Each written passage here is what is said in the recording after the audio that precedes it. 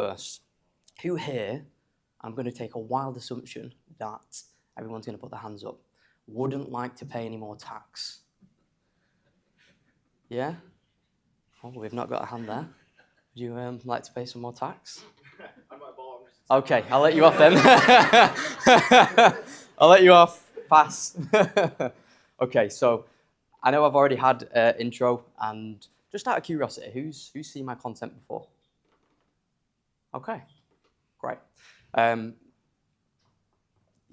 it goes quite nicely into who I am, what I do, and I've already had a nice intro, so I don't have to go into as much detail as I usually would. But I, since starting out doing content, which was around 2.5 years ago consistently, I've amassed a following of 150,000 across platforms. And the total views, I believe, is now over 50 million on all videos, which, when you look at what that's meant for my opportunities, business, knowledge, connections, I cannot tell you how incredible it's been. We started out my own firm 5 years ago. I had 0 staff at that point. I did 12-month pitching doorsteps, signing people up and doing basic accounts at that point, tax returns, etc. Around 3.5 years ago, I took on my first staff member. Fast forward to today, we have a team of 36 and many contractors, freelancers, partners. So the overall team, including my wonderful content team at the back, is now well over 40. And I could not have done that without personal brand behind my back. And personal brand to me it's know, like, and trust, but at scale.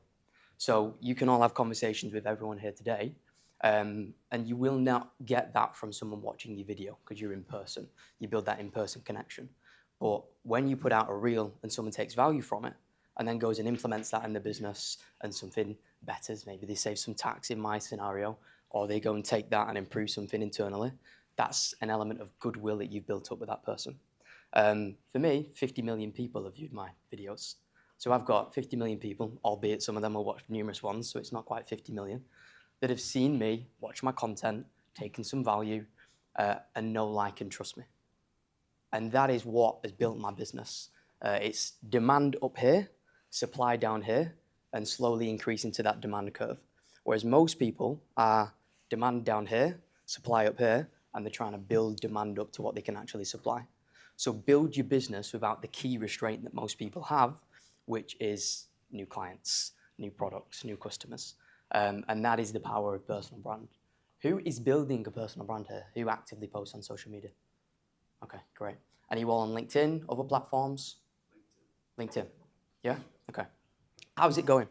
How's it going? Well? Yeah, very good. Yeah? How consistently do you post? Say again, sorry. How consistently do you post? Every day, basically. Every day. Great. And has that brought clients to your business, new connections? It's for the business that I'm moving into now, so it's Okay. setting the platform. Yeah, great. Couple of little, and I'm not going to speak too much on personal branding because I don't deem myself a personal branding expert. I'm a guy that's posted online and it's gone well for me, being completely honest. But some of the things that I do to make building a personal brand easier, so does anyone use Slack in here? You know what Slack is? Yeah, like a communications channel. So we have a Slack channel internally called social media. And any one of my team members that get asked a question from a client, forward facing, that question goes into the social media channel. Because that's a real question that someone wants to know the answer to. And that's what I then use to ideate and generate content ideas. Because it's a real question. Someone's asked it, someone has genuinely got a need, and that for me is then something that I can put out at scale that's going to help a lot of people. So try not to get caught in the trap of like ideating on what do I post on, what's the next trend, can I do a TikTok dance online and get some views? Just look at what your clients are actually asking you and explain it in a simplified way that's not in jargon or trying to overcomplicate things. I just explain things nice and simply. I don't go too detailed. It's just, here's the high level thing that you need to know. Here's how to apply it to your business. Watch it, take it away, and hopefully implement it. So really try and simplify content ideation. Just post consistently and post as if no one's watching. And over time, you start to get some likes, you start to get more views, and then you start to build know, like, and trust at scale. And I actually stole this principle of Stephen Bartlett, but he says, always focus when producing content on just providing value to strangers. And content is value for strangers at scale. Just provide value, don't expect anything in return. Don't go on your stories and say, I'm looking for 5 people to try this latest hack. Do you want to be one of them? Just focus on value and people will come inbound to you. Yes, you have to get a bit more creative sometimes and you might need to go outbound. And yes, I've probably had an easy ride because my content has done well quite quickly. So I may not have the full picture. Some people may have a harder ride than I did. But I suppose what I'm trying to say is personal brand builds businesses, and businesses are going to build the life that you want. So focus on it. And connecting here today in person is a great way to do that. Yeah? Okay, so I'm not just going to speak about tax today. I'm going to speak about bookkeeping, receipts, calculators, maths. Yeah? Yeah? No? No, you don't want to speak about that? Okay. All right, fine. I'll speak about something else then. Got a question to ask you all. Who here would like to, or has a goal to, sell their business one day? Okay, about 35, 40%. Okay. Who here would like to build a business that's more profitable, scalable, more efficient, less risk, and less reliant on the founder? 100%. Okay. And my perspective is that regardless of whether you're building to exit or you're building to just have a better business, you should look at it in the perspective of a buyer. What would they be looking at if they was going to buy your business? And when we go through all of the different questions that a buyer would ask through the diligence phase, which we help clients with day in, day out, they're the same questions that you should ask internally when building a better business. Just so I know who I'm speaking to and what size of businesses we've got here, can you just shout me out some industries? You don't have to talk numbers if you don't want to, but just give me a bit of an idea of industries, team sizes, just so I know who I'm speaking to. Battery electric vehicles and infrastructure. Okay, great. Anyone else? Events. Events, yes. Digital marketing. Digital marketing? Okay, great. Okay, About finance firm. what's that? About finance firm. Some stuff. Okay, what's that? Solar. Solar, okay. Healthcare. Healthcare, We've got gym business, okay. personal training, small group. Okay, great. Recruitment and L&D. There we go. Are we keeping going? Is there any more? Product certification. Okay. Training provider. Training provider. Lead gen, Lead gen. collectibles. Collectibles. Okay. Celtic. Amazing. And just one thing to add to that, if anyone here is interested in any of the things you just heard, there's some conversations for you to have. Yeah? Digital marketing, you said? Yeah. Anyone need digital marketing? Yeah? The name's Dylan. Anyone wants to get healthy and fitter? Personal training? You know, have the conversation, see what people do, raise the question, because that's what brings opportunity. So the reason I asked the question of who wants to sell and who wants to build a more profitable, scalable, efficient, and business less reliant on the founder, as I said, the perspective of going through the buy process or the sell process is the same as I like to look internally with clients when trying to build a valuable asset. The speed, which I'm sure you've all seen, at which AI is developing at the minute is very scary. It's putting a lot of people on the edge of the seat. It's giving nervous vibes. Is your service now going to be delivered for 1/10 of the price via a new AI software? Is a recession going to kick in?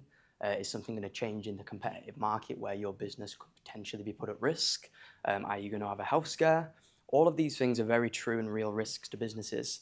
And they spend so much time just focusing on doing the thing in the business rather than looking from an outside perspective of the business and looking at what they can improve, that they're never actually set up for these risks. And who doesn't want a valuable business to take some risk off the table, make some more money, and potentially one day have that as the pension pot if they do decide to sell? For me, there's not many people that would say no to that. So there's a framework that we use, and this is a similar framework to what you would get if you was to go to private equity or venture capital and raise a conversation about selling a business. And we call it date of exit framework. And it's an acronym, and each of them letters has a category. And today I'm going to take you through each of them categories. I'm going to get you thinking about what a potential acquirer would look at. And this isn't so you can all go and sell your businesses tomorrow. I'm not going to promise you that. but it's so you can all look from a different perspective and get yourself thinking about what can be improved. I delivered a similar speech last Sunday to 250 people in London, and I have had a lot of conversations since then saying that people are now looking at the different business in a different way. They've got a big list of things that they want to go in action. They've got new perspectives. So that's the goal of my speech today. Has anyone got notepads with them or phones where they can take notes? Give me a show of hands. Okay, fantastic. So when I'm going through each of these sections, I'm going to explain them, what success looks like in each of these individual categories. And I want you to rate your business, once you've got an understanding and I've finished speaking, 0 to 10. Okay? So by the end of this, you'll all have a collective score across all of your different categories. And when looking at maybe a 30 score out of a possible 90 compared to a 70 or 80 score out of a possible 90, that is the difference of millions and millions of pounds when you go and sell your business. Everyone with me? Yes. Okay, fine. So the first category is diligence. Now, diligence is the quality of your financials. It is what a buyer would look at through the diligence phase. So how concentrated is your revenue to one client? It's a big risk factor. Do you have recurring revenue that you can consistently bring in to fund future growth potential? Do you have one supplier that you're completely reliant on for product? It may be that you've got one supplier for digital marketing and they're responsible for all the peaks and troughs of your business. What does the quality of the financials look like when you forecast forward? Do you have forecasts at all? Do you know where your business is going? Do you have good quality accounts? Or do you have messy spreadsheets that doesn't really show you much data about the business? Do you have any KPIs that you track? Is there anything that you do in the business that fuels data-driven decisions rather than ego, emotion, and what you feel like on the day? That is everything that they would look at. They would look at, from a diligence perspective, what are we actually buying here? What's the quality of the financials? What's the return on investment over time looking like for us? Is there any risks on the table? And the financials are the core part of your business. That's what they're buying. They're buying a return, unless they're a strategic buyer and they're buying you for your data list, and that's a whole other conversation entirely. So everyone please rate 0 to 10 what they would say the quality of their financials are. And I'll just give you an example. If you start every month at scratch again, at 0, and you've now got to go and win clients, and it's one-off lumpy deals, there's no recurring revenue, you're not going to score too high, just being completely honest. Because you need a model that you can have recurring customers, and not every business is recurring, I'm completely understanding of that. But do you have contracted terms? Do you have referrals in place? Do you have ways that you can bring in customers at scale continuously, and you don't have to start from 0 again every single month? That is what a buyer would look at as a successful business. And one example of complete success is a SaaS business. They would have many thousands of customers, hopefully, providing they're doing well, and they pay every single month regardless. Just to give you a perspective on the difference in multiples, does everyone know what EBITDA is? Yeah? So earnings before interest, taxes, depreciation, and amortization. So an EBITDA multiple is usually what you sell your business for. And the multiple depends on all of the different categories that we're going to be going through today: industry, the size of your EBITDA, and a few other variables. A SaaS business doesn't sell for EBITDA usually. Usually sells for a multiple of turnover, as high as 7 for a business that's around 10 million ARR. 7 times revenue, that is. So I've got a client at the minute. They're looking to sell to someone in the US. They've already had a non-exclusive offer, 7 times EBITDA. They're at around the 10 million mark, so they'll sell for 70 million. And that's a 10 million pound business, okay? I've got another client. They're in construction. They do around 60 million revenue a year. EBITDA is around 4 million. They'll probably get a 4.5 times multiple of EBITDA. Big difference. 60 million business, 4 million, 4.5 multiple. You're talking, what, 18 million there? Still a big, big chunk of cash, and I'm sure everyone would be very happy with that. I certainly would. But it shows the difference in the quality of the financials, the quality of the business that you've got, and that goes into the valuation. Yeah? Everyone with me? Nice and clear. Okay, cool. Did everyone expect me to be speaking about tax today, by the way? Yeah? Who would prefer me to speak about tax? Okay, there we go. Bookkeeping? No? Okay, I'll keep on this trend then. So the next one is advantage. What is your founder vision? What's your story? What is your differentiation in the market? What's your USP? Could a buyer go and buy another business, reduce prices by 20% and be in the exact same position? Why would they buy you in the first place? What is different about your business? If someone asks you that question right now, why would it be different to someone else in the exact same industry doing the exact same thing? Because if you don't have a way to differentiate yourself, you don't have that USP, then you're just another fish in the pond with many other fishes. And they can just go and set up that business themselves. So why would they buy you? And everything I'm saying here today isn't to try and get you to go and sell your business. It's not what I'm advising. But regardless of what you're doing, sale or no sale, you need to look at it from this perspective because it's going to build a better business. So have we got a few USPs here? Yeah? Can you tell me, please? Put you on the spot there. I don't think anybody else is involved in this industry, so no problem. It's wireless vehicle charging. Okay. Nobody's doing it. Well, there are 3 companies in the world that I know of that are doing it, and I've spoken to all 3 of them. So we're working on that. And that will actually be run out to actual charging hubs. Okay. So basically, you'll drive your car over and they will wirelessly charge. And there's lots of other stuff involved. Okay. And what's your vision for the business? Where do you want to take it? Worldwide, basically. Okay. Great. Anyone else? Yes. We sell certifications for vegan, vegetarian, and plant-based products. Okay. And although there are other companies doing vegan, vegetarian, plant-based is a really new concept, particularly in the UK. There's nobody that can offer all 3 for one set of checks, for one price. Great. Love it. Pick a niche, stick to a niche, be the best in the niche. Anyone else? I'm in the transport industry, so somewhat wireless charging of interest. Okay. I set up a couple of years ago. I'm not too sure what my USP is though. Okay. You need to know that. Yeah. I've been in environments where you're in a boardroom and people are grilling you on the business and they are absolutely savage. They're not there to say nice things about your business. They're there to rip you apart and tell you everything that's wrong on it.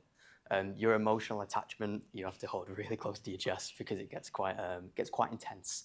And that is the best way to look at your business. We're all emotionally attached to our businesses. It's our little baby. It's our little thing that we want to see grow, spread wings. We want to serve people at scale, products or service or whatever we're doing. But when you look at it in that lens, you don't see things that are blatantly obvious to other people. How many times have you had a conversation and you're like, oh my God, I can't believe I didn't think about that. But that's because you're so attached to the business and you're so in it. So trying to look at it not just on your notepad on a weekend, but also look at it, how would a buyer look at this? What would be everything that they would see that's wrong with the business? And then using inversion thinking to solve them issues. So advantage, please everyone score 0 to 10. Differentiation, USP, what makes you different? Is your founder vision compelling enough? Is the story that you tell yourself about what you want to achieve one that someone else would have interest in? Yeah? How's everyone doing so far on scores? What's that? Okay. Okay. I don't want you to be scoring yourselves too highly as well. Don't be too biased. Yeah? Okay, fine. So the next one is yield. And yield is the growth potential and the unit economics. So when they look inside the business, what are your gross margins? A lot of you may not know the answer to that question. Hopefully, most of you do. But they want to see not just the high-level financials. They want to unpeel that back many layers and see the nuts and bolts of what actually generates the financials at a high level, which you look at in the diligence phase. So an example of that would be LTV to CAC, which is lifetime value and customer acquisition cost. Because if you're acquiring a customer, let's say you're doing paid advertising or you're spending X amount a year on personal brand, and that yields you X amount of customers, customers divided by the amount you've spent, that's your customer acquisition cost. If you can get to a ratio where your customer acquisition costs is so much lower than the lifetime value of that customer when they stay with you over a longer period of time, you've got a very scalable business model. Because the more money you pump into acquiring customers, the more customers you can actually acquire. This works especially well for e-commerce, agencies that are advertising actively to bring customers in, SaaS businesses. Some businesses, it's not an important metric, and everything is variable to everyone. But it's looking at how are you acquiring a customer, what are they then spending with you, and is that a scalable model? Because they're not looking to buy the financials of today, they're looking to buy the financials of the next 5-10 years, unless they're doing a roll-up and then selling you to private equity as an arbitrage deal. But again, different story. So what are the unit economics of the business? Do the margins stack up? What's your gross margins, your net margins? What are the important metrics and KPIs in your industry? And you all should know that. Does anyone track KPIs? Yeah? Okay, fine. And there's a certain stage in business, just to add this, where things become a higher priority than other points. When you're just starting and you're doing your website and you're figuring out what your product's going to be and you're finding your first customers, maybe you shouldn't track KPIs. But you've got to build to that. And if you want to build a scalable business, which I imagine everyone does, some of you may just want to build a lifestyle business that looks after them, and that's also completely fine. Some of these things are for scale, and that's what yield is. If you were to forecast forward what that scale looks like, the growth potential, the unit economics, is it a scalable business model that's going to provide an investor or yourself a strong return over time, help you build net worth, and help you gain some momentum? So again, please everyone rate themselves 0 to 10 on that. Okay, next one is engagement. And engagement is how engaged is your audience? So everyone in here has hopefully started to build a personal brand. So how are you acquiring customers? Have you got multiple different acquisition channels, or is it just one acquisition channel? How diverse is your customer base? Do they have, if you was to have a conversation with your customer, would they refer you to someone else? What would they say about the business? If you've got staff members, if you was to do a NPS survey, would they all say that working with yourself, good place to work, great culture, somewhere they would recommend to another colleague to come and join? What is the engagement like of your business? Do you have an active audience? Asked everyone to put up their hands before they see my content. 75% of the people in the room have done. That means I've got quite an engaged audience. If you have an engaged audience that know, like, and trust you, they will want to work with you. If they want to work with you, all of these other categories that we're going through get a lot easier because now you've got customers that are paying you and you can start to tweak and refine and improve. So how engaged is your audience, your customer base, and your staff if you have staff? 0 to 10, please, everyone rate. So the next one, we had to get a little bit creative with this one. No, that's the next one after that. The next one is organization. So leadership, people, and culture. And one of the main questions here, and the main stumbling block that everyone has if they do want to sell, but also everyone has on growing and scaling is the business reliant on you only as the founder? And there's certain stages where it's always going to be, but if you truly want to scale, you've got to start chipping away at that reliance. I use something called the replacement ladder. And just to explain what that is, it's not my original thing. I have stolen it from someone else, being completely honest. But the replacement ladder is looking at the highest impact place that you can spend your time in the business. What is that generating in terms of a return? What is your effective hourly rate for the tasks that only you can do, the ones that you're best at, and the ones that you enjoy? What is that hourly rate? What else are you doing in the business that's a hell of a lot less than that hourly rate that you could pay someone else to do? And again, there's a time to do this. You've got to be smart. You've got to be calculated. There's certain steps you've got to take first before getting to this stage. But if you can go out and network, win clients, bring in consulting jobs or digital marketing clients or new clients for personal training, that might be worth £50 an hour, £100 an hour, £200 an hour. Well, if you're still doing your filing and scanning your post on and doing, basic admin in the business, you can probably pay, maybe get an apprentice, £6-7 an hour for that, maybe less. So what are you costing yourself by continuing to do them tasks? Rather than just looking at the cost that it actually incurs to the business, what are you costing the business, the invisible cost of not having someone helping you, expanding your capacity to go and do the important thing that actually moves the needle. And that is just a perspective to try and use when looking at the business internal. And again, there's a stage that you've got to get to this. Past founder alliance, if you do have a team and you are building, what does your culture look like? What are your values?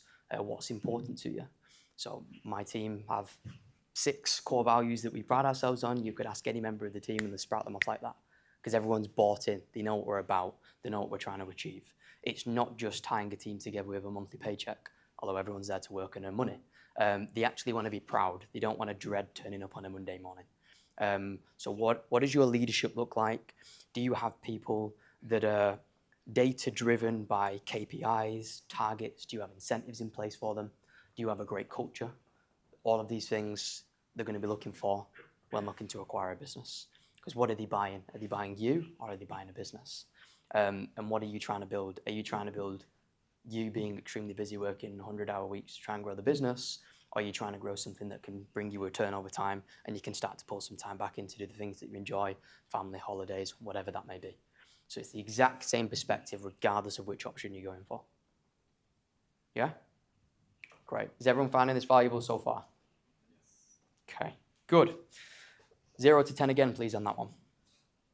The next one is foundations. So this is the engine oil. This is the operations. This is the core compliance. This is the day-to-day running of the business, the systems, the processes, how efficient you are as a company. Do you have documented SOPs, standard of practices? If you was to go on a holiday for 2 weeks tomorrow, providing you've got a team, would anyone know how to pick up and do the things that you do day to day? Most scenarios, probably not. The way that you win a customer and tell them about the USP that some of you have mentioned here today, why we're different, what we do, what the service looks like, what are the next steps, how am I going to onboard you, how am I going to make sure you've got a great service for the whole time that you're with us? Is that documented? Is that anywhere? Because if it's not, it's all stuck in your head. No one's going to want to buy that because they don't want to buy your head, they want to buy your business.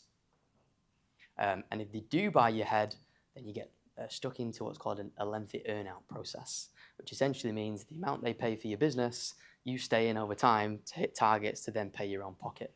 So you go from business owner to employee. Not a nice position to be in. I've seen many people get a little bit of cash up front, then they go into a 5-year earn-out, and after 2 years they quit and lose the 3-year upside. Not a good position to be in. So you've got to have the way the business runs, operates efficiently, all down on paper, all documented. And you've also got to look at things to increase the efficiency of the business. You know, is there a tech stack that I can bring in that's going to have a multiplier effect on every hour I spend or every hour that my staff member spends? Is there AI tools that can come in and rather than hiring to do admin, can they completely remove the need for that admin at all because I've now got an AI software that can automate it? So how does the business run and operate day to day?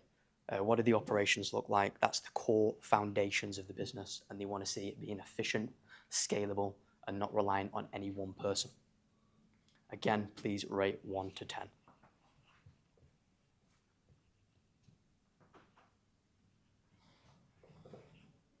So far we've done D, A, Y, O, F. We're now on, what are we now on? Okay, exposure. So this is the risk profile.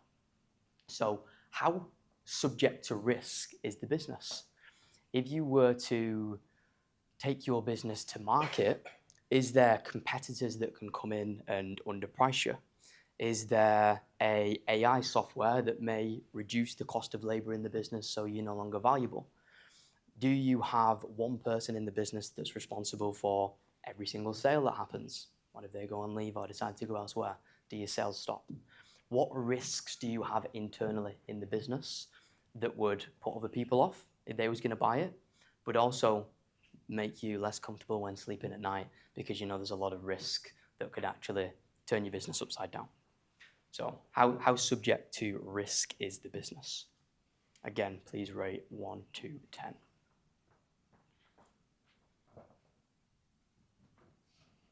10 being low risk.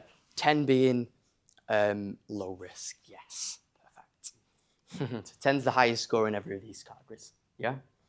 And the next, although I have gone a little bit backwards on my numbers there, the next is innovation. So are you doing constant experiments to do things differently? Stephen Bartlett, he has a team of, I believe, 6 now, and they are called the experiment team. The only metric they're tracked on is how many new experiments to do things in new ways every single week. That's the only metric he cares about. Pardon? He wants them to fail. He wants them to fail because it's the 1 in 15 that's going to change the way that they do business. He's got a podcast, Diary of a CEO. I'm sure everyone's seen it. He's now set up an AI podcast, and he's got a team that's sole goal is to try and put his other podcast out of business. That's their sole goal. He's not romantic about, oh, that's my business and everyone likes to listen to me speaking and no one can replicate it. He knows the way the world's going, and he knows that people will literally sit there and watch 2 people speaking that will be completely AI powered, and you'll get just as much value as you would from speaking to Stephen Bartlett. There'll be some people that don't want to do it, but 95% will, and it's cheaper to produce. And that's an example of experimenting and doing things differently. So how many things are you experimenting on in the business? Are you trying new ways to bring in customers, new ways to deliver a service? Are you trying new ways to position yourself? Can you change up that USP a little bit and have some conversations and see the reactions a little bit different? How much can you try that's new? If you've got a service offering, is there one element of that service offering that people find the most value in and it's the quickest thing for you to deliver? Have you tried to separate that out and providing it stands on its own 2 feet? Just deliver that. Have you got 10 service offerings at the minute? 2 of them are delivered best. Why don't you just try them too? And then maybe a couple of loss leaders to have a full package.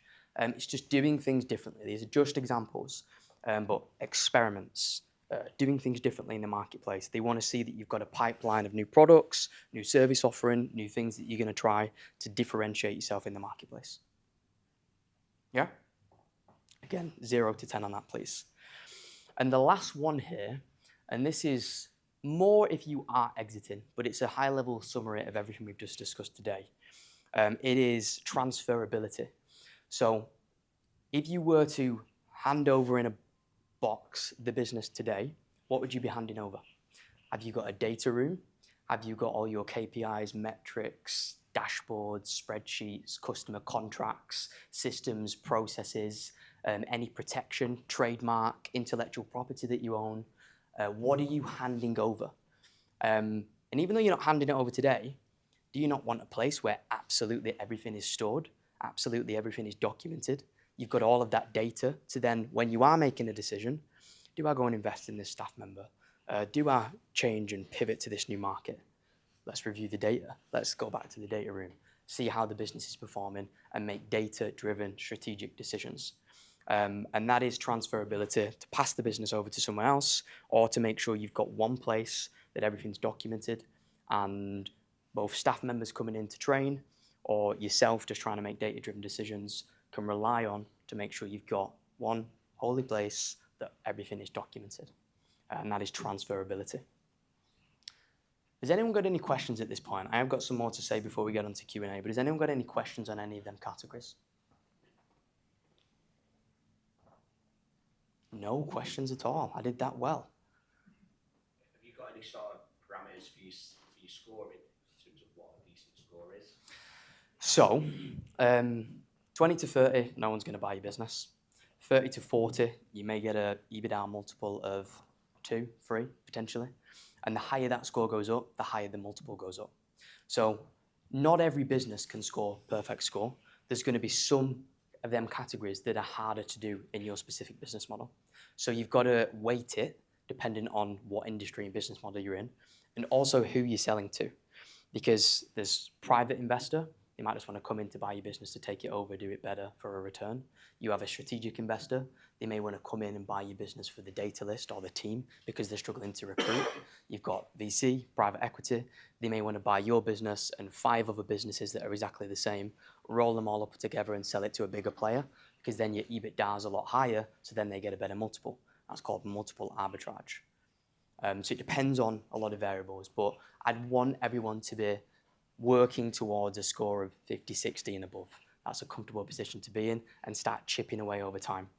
So what I advise everyone does today is look at each of these categories And you'll all have a slightly different understanding of each one based on what I've said. And just try and list as many different things for your specific business in that category that would increase the score, and as many different things in that category that would reduce the score.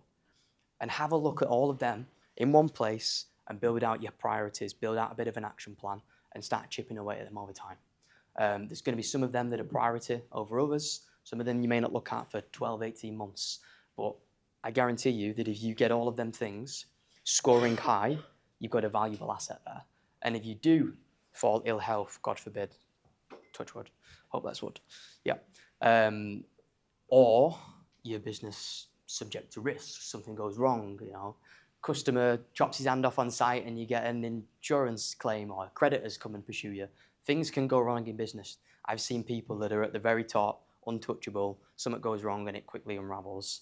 And just as you all will maybe contribute to a pension privately, or you may have some properties that you've got some equity in, they're all valuable assets that secure and take some risk off the table for you. If you don't have a business that anyone would buy, your most valuable asset, there's no value in it. No one's going to buy it. So if you do, buy a car tomorrow, there's nothing there for them to buy. So start building some value. And the way that I try and look at this, and this may be a little bit extreme, but I am a numbers guy after all.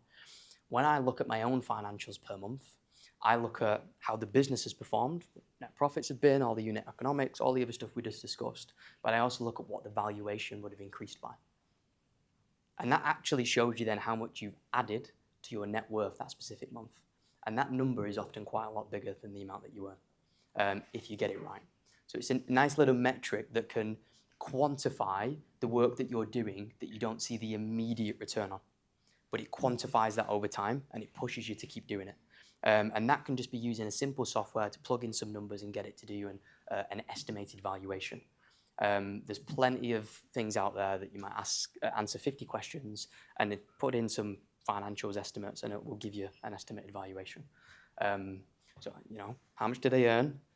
Did I build a more valuable business this month? What did I do to increase that long-term value and that long-term trajectory? Was it a positive month? Questions that I'm always asking myself. Just to highlight an example to really drive home. How am I doing for time, by the way, Jack? Yeah, good, mate. Okay, great. So a business that is doing, let's use easy numbers, 5 million turnover. It's quite a big number, but let's just keep it at 5 million. 1 million EBITDA, okay? That scores 20 to 30 on all them different categories that we mentioned. So it's reliant on the founder, it's quite a lot of risk, unit economics are quite poor, the growth potential of the business isn't great, it's very reliant on them, they don't have a team in place, they don't really have culture, systems and processes aren't documented.